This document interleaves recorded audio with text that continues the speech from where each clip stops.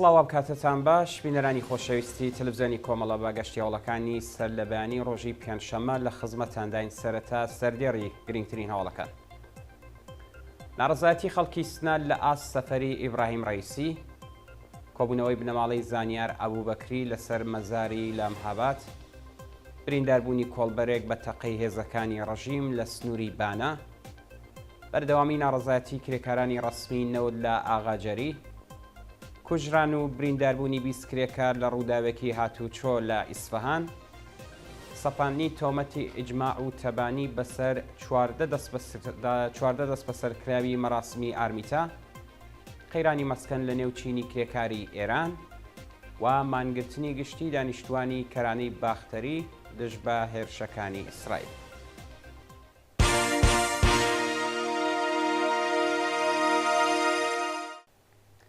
درێژەی هەواڵەکان. ناڕەزایەتی خەڵکی سنان لە ئاست سەفەری ئیبراهیم ڕەیسی.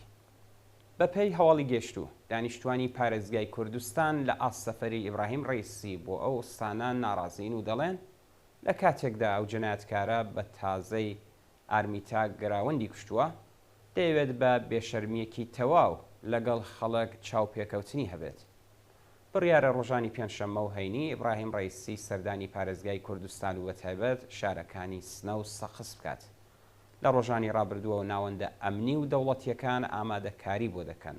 ئامۆزش و پەروەرش لەلایەک گوشاری بۆ قوتابیان هێناوە تاکو بە زۆرم لێ لە مەراسمی پێشوازیکردن لەو جەلادە بەشدار بن و ئیدارەی مخابراتیش لە ڕێگەی کورتەنامەوە داوای لە خەڵک کردووە پێشوازی لێ بکەن. خەڵکی کوردستان بە بڵاوکردنی تراک لە نێو شەقامەکانی شاردا ناڕەزایەتی خۆیان لە ئاست سەفەری ئەو جەنایەتکارە نیشانداوە بە ناردنی وێنەی بەستنی شەقامەکان دژاتی خۆیان لەگەڵ ئەو ئاستەنگیانەی بۆ هاتوچۆی خەڵکیان ساز کردووە دەربڕیوە. کۆبوونەوەی بنەماڵەی زانیار ئەبوبەکری لە سەر مەزاری لە شاری مەهاباد. ڕۆژی چوارشەممە دەیمانگی خەزەڵوەر بنەماڵەی هەمیشە زیندوو زانیار ئەبوبەکری لەسەر گڵکۆی ڕۆڵەکەیان کۆبوونەوە و ڕێزیان لە بیرەوەریەکانی گرت. زانیار ئەبوبەکری لە ڕەوتی شۆڕشی ژینا لە شاری مەهاباد بە دەستڕێژی گولەی سەرکوتگەران گیانی لە پێناو ئازادی و بەرابەریدا بەخت کرد. ڕۆژی چوارشەممە بنەماڵە و کۆمەڵێک لە خەڵکی ئازادی خوازی مەهاباد لەسەر مەزاری ئەو گیان بەخت کردووە کۆبوونەوە و بێڕای ڕێزلێنان لە یاد و بیرەوەریەکانی پەیمانیان لەگەڵ ئاواتەکانی نوێ کردەوە.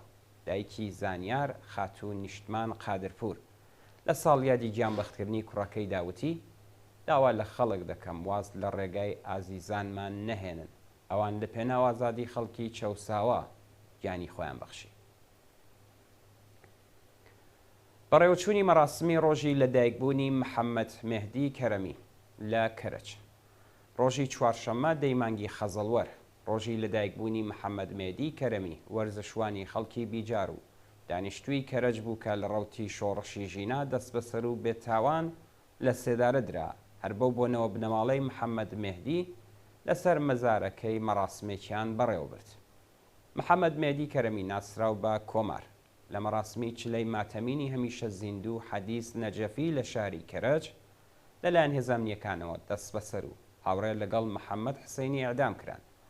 ماشەڵڵا کەرەمی باوکی ئەو گیانبەخت کردووە ماوەیەک لەمەوبەر لەلایەن هێزەکانی حکوومەتەوە دەست بەسەر و هێشتا ئازاد نەکراوە.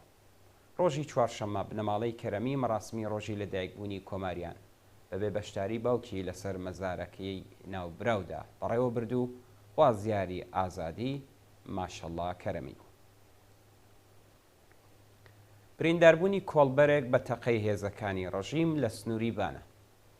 بەپێی هەواڵی گەشتوو بە کۆڵبەر نیوز، کۆڵبەرێکی خەڵکی گوندی مەنجیلانی سەر بە شاری بانە بە ناوی لوقمان ئەحمەدپور بە تەقەی هێزەکانی ڕەژیم لە سنووری هەنگەژاڵ بە سەختی بریندار کرا.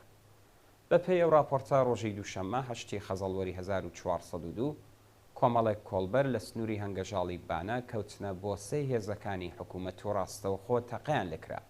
بۆ هۆیەوە دەستڕێژی گولەی هێزەکانی ڕژیمەوە کۆڵبەرێک بە ناوی لوقمان ئەحمەدپور تەمەەن 45 ساڵ بە سەختی بریندار و بۆ نەخۆشخانەی سەلاحەددینی بانە گوازرایەوە. جێگای ئاماژەیە کە لوقمان بەهۆی قورسی برین ڕاوانەی نەخۆشخانەیەکی تەورێز کراوە و لەژێر چاودێری چڕی پزیشکیدایە. بەردەوامی ناڕەزایەتی کرێکارانی ڕەسمی نەوت لە ئاغاجەری. ڕۆژی چوارشەممە دەیمانگی خەزەڵوەر کرێکارانی ڕەسمی نەوتی شاغڵ لە شرکەتی بەرهەمهێنانی نەوت و گازی ئاغاجێری لە پارێزگای خوزستان لە ناڕەزایەتی بە جێبەجێ نەکردنی داخوازیەکانیان درێژیان بە کۆبوونەوەدا. کرێکارانی ڕەسمی نەوت خوازیاری وەلانانی سەقفی حەقدەست، وەلانانی ئاستەنگیەکانی بەردەم حەقی سەنەوات، گەڕانەوەی ئەو بڕەتپارەی لە ژێر ناوی باج لەسەر حەقدەستەکانیان لە ساڵانی ڕابردوودا کەم کراوە، بەکردەوە دەرهاتنی تەواوی مادەی دەی ئەرک و بەرپرسیارەتی پرسنوولی نەوت، دابینکردنی ئیمکاناتی ڕفاهی و کۆتایی هێنان بە دەستێوەردانەکانی دەوڵەت لە سندوقی خانەنشینی. تێکەڵچوونی خەڵکی جەکی کوور لەگەڵ هێزە ئینتزامیەکان. ڕۆژی چوارشەممە دەیمانگی خەزەڵوەر پاشتەسڕێژی گولەی هێزە ئینتزامیەکانی جەکی کوور بۆ سەر ئۆتۆمۆبیلی سوخبەران لە بەلوچستان خەڵکی ناڕازی لەگەڵ هێزەکانی ڕەژیم تێکەڵچوون. بە پێی راپۆرتی ڕێکخراوی حاڵوەحش، هێزە ئینتزامیەکانی ڕەژیم بەبێ ئاگادارکردنەوەی پێشوەخت تەقیان لە ئۆتۆمۆبیلی سوخبەران کردووە و بۆ هۆیەوە سوخبەرێک بە سەختی بریندار کراوە. پاشە ڕووداوە خەڵکیە و ناوچەیە ناڕزایەتیان دەربڕی و لەگەڵ هێزەکانی ڕەژیم تێکەڵچوون. کوژران و برینداربوونی 20 کرێکار لە ڕووداوێکی هاتوچۆ لە ئیسفەهان. ڕۆژی چوارشەممە دەیمانگی خەزەڵوەر سرویسی هاتوچۆی کرێکارانی کارگەیەکی سەنعەتی لە ناوچەی ئەلویجەی سەر بە پارێزگای ئیسفەهان تووشی ڕووداو بووە بۆ هۆیەوە 2 کرێکار گیانیان لەدەستدا و 18 کەسی دیکەش بریندار بوو. بەوتەی بەرپرسانی ئۆرژانسی ئیسفەهان ڕووداوەکە کاتژمێر 6:23 خولەکی ئێوارەی ڕۆژی چوارشەممە ڕوویدا و سرویسی هاتوچۆی کرێکارانی کارگەیەکی سەنعەتی لە ناوچەی ئەلویجە وەرگەڕاوە و بۆ هۆیەوە 2 کرێکاری ژن و پیا و گیانیان لەدەستا و 18 کرێکاری دیکەش بریندار و ڕەوانەی ناوەندا دەرمانیەکان کرد. ژەهراوی بوونی قوتابیان لە گوندی ڕەسوڵاوای ئیرانشار. ڕۆژی چوارشەممە دەی خەزەڵوەر ژمارەیەک لە قوتابیانی مەدرسەیەک لە گوندی ڕەسوڵ ئاوا واتە بەغدانیەی سەر بە شارستانی ئیرانشار ژەهراوی بوون. بە پێی زانیاریەکان چەند ئۆتۆمۆبیلێکی فریاکەوتن بە مەبەستی ناردنی قوتابیان بۆ نەخۆشخانە ڕەوانەی قوتابخانەکە کراون و هێزە نظامیەکان ڕێگریان لە چوونی کەسوکار و خەڵک بۆ سەردانیان کردووە. تا کاتی داڕشتنی ئەم هەواڵە هیچ زانیاریەک لەسەر هۆکاری ئەم ژەهراوی بوونە و ژمارەی قوتابیەکان لە بەردەستانی. سەپاندنی تۆمەتی ئیجماع و تەبانی بەسەر 14 دەست بە سەرکراوی مەراسمی ئارمیتا. بە پێی راپۆرتی ناوەندەکانی مافی مرۆڤ 14 کەس لە بەندکراوانی مەراسمی ڕۆژی ناشتنی تەرمی ئارمیتا گەراوند بە تۆمەتی ئیجماع و تەبانی بۆ کەرەنتینەی زیندانی ئەڤین ڕاگوێزراون.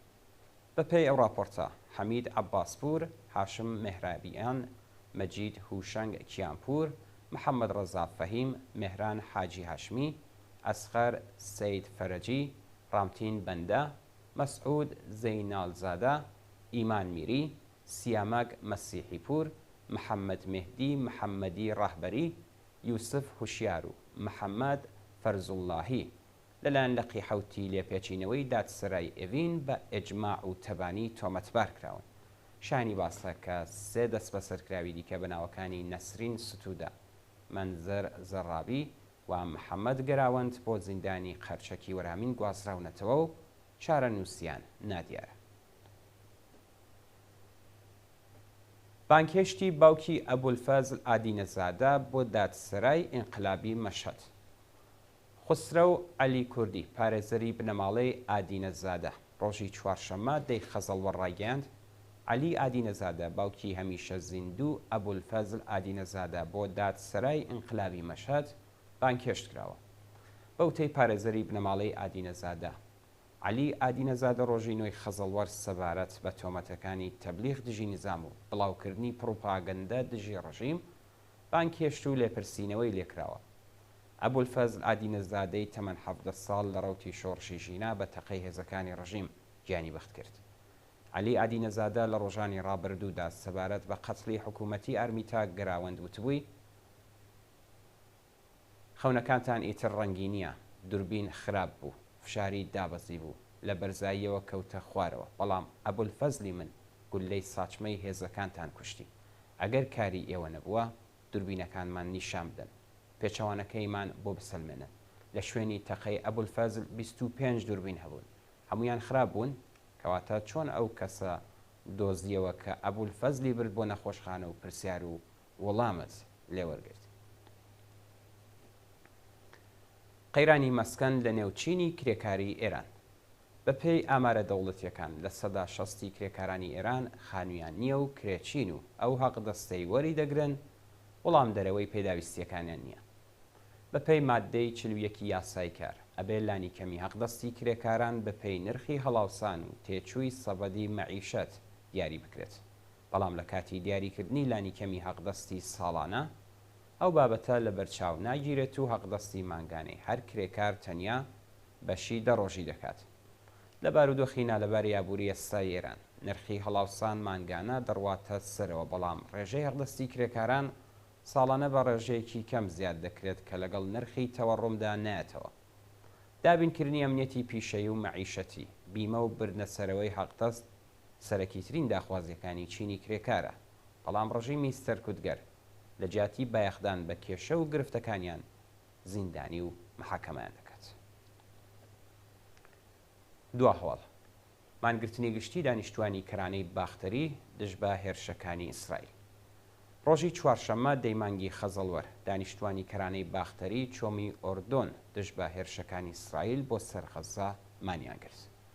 ڕۆژی ڕابردوو لە هێرشی فڕۆکەکانی ئیسرائیل بۆ سەر ئوردوگای جەبالیە لە غەزا نزیکەی 400 کەس کوژرا و بریندار بوون. ڕۆژی چوارشەممە دانیشتوانی کەرانەی باختەری دژ بە ژێنۆسایدی فەلەستینیەکانی غەزا مانگرتنی گشتیان ڕاگەاند و هەموو دوکان و بازاڕەکان داخرا. هاوکات لە لەندەنی پایتەختی بریتانیا لە ئەنگرانی فەلەستین ڕژانە سەر شەقام و لە خۆپیشاندانێکی گەورەدا جەنایەتەکانی دەوڵەتی ئیسرائیلیان شەرمزار کرد. بەڵێنەرانی عەزیز گەشتیاڵەکانی سەرلەبانیتان پێشکەشکرا، لەگەڵمان بن بۆ بینینی درێژەی بەرنامەکانی ترجەنی.